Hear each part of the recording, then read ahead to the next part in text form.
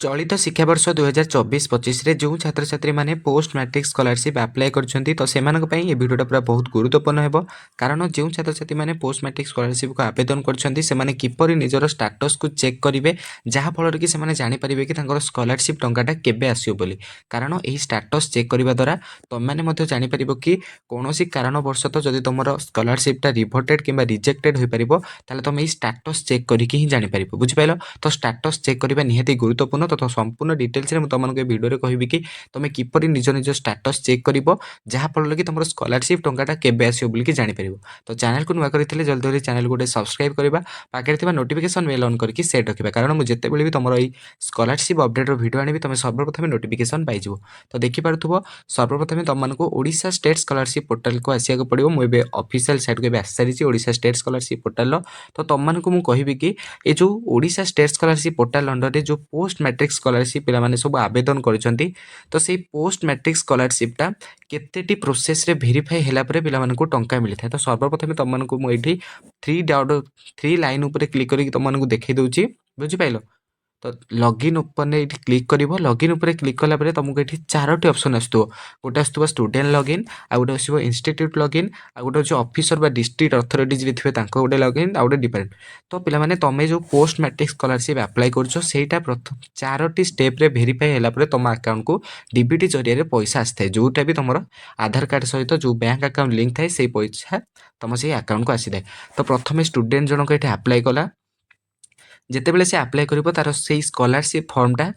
प्रथमे तो student login से स्टूडेंट पूरा वेरीफाई हो गला से गोटे प्रथम स्टेप गला तापर सेकेंड स्टेप रे तुम से स्कॉलरशिप रो फॉर्मटा तुम इंस्टीट्यूट तुम जो कॉलेज रे पाठ पढ़ुछ कि जो स्कूल रे पाठ पढ़ुछ सेटा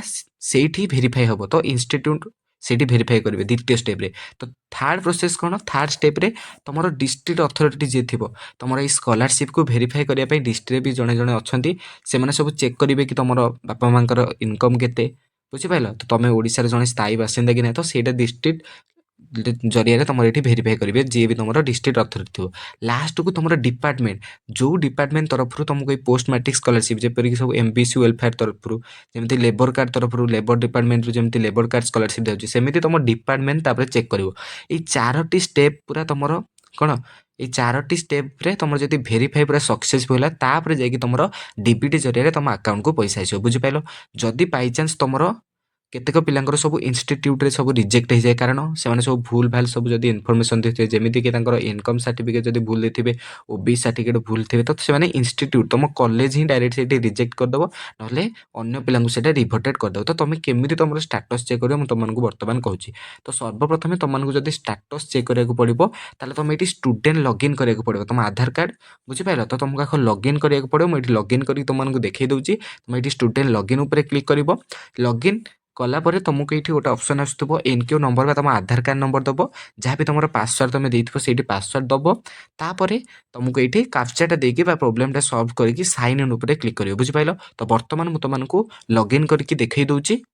निज निजर आधार नंबर और पासवर्ड देलापर तुम निज निज आईटा लॉगिन हो तो लॉगिन है तुमको किसी करा पड़े डायरेक्ट तुम तौक स्क्रोल कर तो तौक स्क्रोल कर देखिपे ये एकेडमिक इयर आ सर्च गोटे ऑप्शन आसूँ तो तुमको ये गोटे इयर चूज करा दूसरी जो छात्र छात्री मैंने चलित शिक्षा वर्ष अर्थात 2024-25 पोस्ट मैट्रिक स्कॉलरशिप अप्लाई कर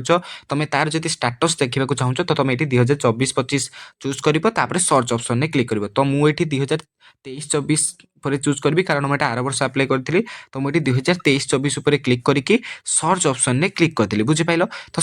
सर्च ऑप्शन में जितेबाला क्लिक करदेव तुमको ये तुम से इयर रे जेहेतु तुम 2024-25 केतुटा स्कॉलरशिप अप्लाई कर शो करदेव आउ डिस्पर्स माने केतुटार पेमेंट अलरेडी सरीगलानी से भी शो करदेव बुझिपाल तापर ये तुम तौक स्क्रोल कर देखिपे मु पोस्ट मैट्रिक स्कॉलरशिप ये अप्लाई कर बुझिपाल तो तुम आप्लिकेसन नंबर ये देखईदेव तापर ये व्यू स्टेटस गोटे देखो तो तुम मैंने किसी कराया पड़ोनी व्यू स्टेटस क्लिक करने को पड़ो बुझिपाल तो मुझे व्यू स्टेटस क्लिक करके तुमको देखई दूसरी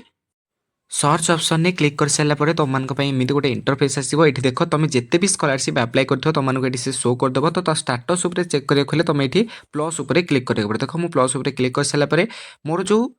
पोस्ट मैट्रिक स्कॉलरशिप आवेदन करी तो देखिए तुमको स्टेप बाय स्टेप कहीदे बुझिपाल तो गोटे स्टेप रु आउ गोटे स्टेप को जीवाई केते समय लगुच कारण से टाइमटा तुम जाइले ही तुम स्कॉलरशिप टंकाटा केबे मिले तुम जापर बुझिपाल तो मुझे जितेबाला भी आप्लाय करी देखिपार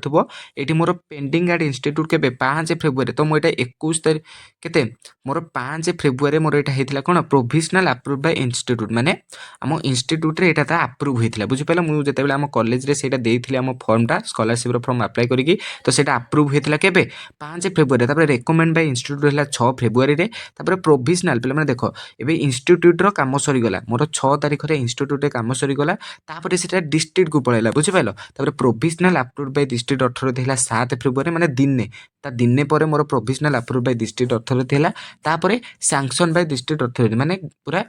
डिस्ट्रिक्ट अथॉरिटी द्वारा कौन होगा पे मैंने भेरीफाई होगा 7 फेब्रुआरी माने मात्र दिन करे मोर कौन डिस्ट्रिक्ट अथॉरिटी द्वारा से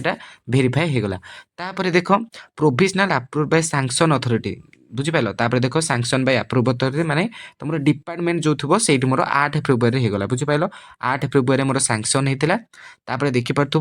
से सैंक्शन अप्रूव बाय अथॉरिटी माने कौन कहल सो तुम जो डिपार्टमेंट मुझे तुमको कही ना पूरा 4 नंबर प्रोसेस डिपार्टमेंट द्वारा से भेरीफाई हम तो सहीटा मोर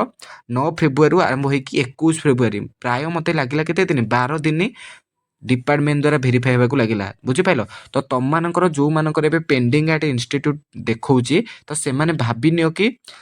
माने तुम पेंडिंग एंड इंस्टीट्यूट जेबे माने तुम प्रोविजनाल अप्रूव बाय इंस्टीट्यूट जेबे हम तार 14-15 दिन ठीक तुम पैसा आसो देख मोर 5 फेब्रुआरी प्रोविजनाल अप्रूव बाय इंस्टीट्यूट है मोर 21 फेब्रुआरी पेमेंट सक्सेस है बुझिपाल देखिपार 21 तारीख में मोर पेमेंट सक्सेस है तो गोटे स्टेप तो तुम प्रथम कौन इंस्टीट्यूट भेरीफाई करिवो तापरे 2 रे तुम कौन डिस्ट्रिक्ट भेरीफाई करिवो तापरे 3 रे तुम हम अप्रूव अथॉरिटी द्वारा हम तो ये इंस्टीट्यूट रे जदि से अप्रूव करदेवे तार मात्र दिने पर तुम डिस्ट्रिक्ट अप्रूव करदेव डिस्ट्रिक्ट प्राय 12 रु 15 दिन भितर तुम अथॉरिटी सैंक्शन करेंगे तो एतिक काम है ठीक है दिन पर तुम पेमेंट सक्सेस हो तो मात्र गोटे मास भितर जो छात्र छात्री मैंने अप्लाई कर तार गोटे मास भितर तुम पैसा आसो बुझिपाल तो मुझे भावुची कि तुम मैंने तुम स्टाटस चेक करके जापर कि केते दिन लगे पैसा आसी कि नहीं तुम्हें जापर कि तुम कौ कारण तुम रिजेक्ट कि रिजेक्ट हो केते पिलांकर प्रतिवर्ष रिजेक्ट होता है कारण से सब भूल इनफॉरमेशन देकी स्कॉलरशिप टाक अप्लाई करते जेपरिक इनकम सर्टिफिकेट ओबीसी सर्टिफिकेट तो से देवा फल रिजेक्ट हो जाए तो से रिजेक्ट होता है बुझिपाल एमती भी केतेक छात्र छात्री अच्छा जो मानकर पेंडिंग माने पेंडिंग होगी पड़ी इंस्टीट्यूट रे कारण एमती ओडिशा रे भी एमती अनेक कॉलेज अच्छी कि कॉलेज गुड़िक से सब अप्रूव कर न था तो तुम जाकि निज निज कॉलेज रे जाकि कहले तुम जो पेंडिंग एट इंस्टीट्यूट अच्छी से अप्रूव करदेवे जहाँफल तार नेक्स्ट स्टेप को से चली जाव तुम डिस्ट्रिक्ट अथॉरिटी को तो जो मानकर पेंडिंग एट इंस्टीट्यूट देखा तुम जल्दी जल्दी तुम कॉलेज रे जी भी स्कॉलरशिप सब डिपार्टमेंट बसुँच तो जाकि जनइब सी तुम से भेरीफाई करदेवे जहाँफल कि तुम शीघ्र शीघ्र पैसाटा आसो बुझिपाल आ जो मानकर रिभर्टेड हम एमती भी केते पिलांकर सब रिभर्टेड हो जाऊँगी रिजेक्टेड होती तो सेटा तुम भूल से तुम रिभर्टेड हम रिजेक्ट हम ना हम ना बुझिपाल तो तुमको मुझे पूरा स्टाटस केमी चेक कर कहीदेली केते दिन लगे पैसा आस मत कहीदेली जदि पोस्ट मैट्रिक स्कॉलरशिप को लेकिन किसी भी डाउट थाए तो मतलब टेलीग्राम चैनल कंटाक्ट कर मुझे तुमको हेल्प करदेवी रोचे भिडियोटा भल लगे गोटे लाइक कर जय जगन्नाथ।